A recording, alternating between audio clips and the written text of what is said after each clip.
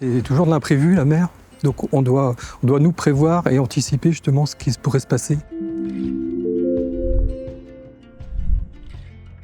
On est l'assureur des bateaux de pêche, on est l'assureur du monde professionnel maritime. Si on est capable d'assurer des bateaux qui valent plusieurs millions d'euros, on est largement capable d'assurer des bateaux de plaisance. Il y a un enjeu aussi en termes de professionnel qui est important, c'est un enjeu de réactivité qu'on met aussi en œuvre du coup sur la partie plaisance, parce que le pêcheur, quand il est son bateau est en avarie, bien évidemment, il faut que le bateau ne soit pas en avarie trop longtemps. Donc du coup, nous, en tant qu'assureur, on est là pour pousser les réparations, pour faire en sorte que le bateau puisse repartir à la mer rapidement, pour assurer des revenus aux pêcheurs. Évidemment, ce principe de réactivité sur le monde professionnel, on l'a également évidemment sur le monde de la plaisance.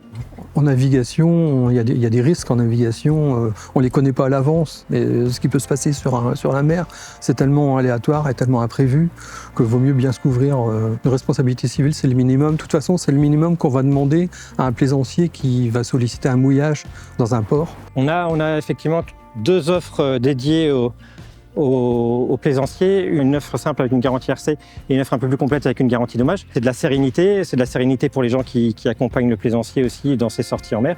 On travaille actuellement sur des offres complémentaires, notamment une offre qu'on appellera Tétis, qui sera dédiée aux pêcheurs plaisanciers.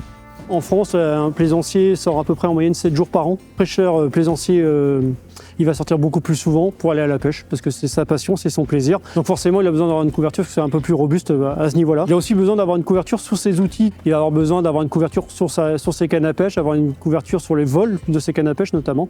Donc ça, c'est des choses qui sont hyper importantes pour cette population-là. L'idée, c'est de mettre en avant tout notre savoir d'assureurs de professionnels de la mer, au profit de ces gens-là, qui sont d'ailleurs bien souvent des anciens professionnels de la mer qui n'ont pas voulu lâcher le morceau et qui continuent pour le plaisir à aller pêcher régulièrement.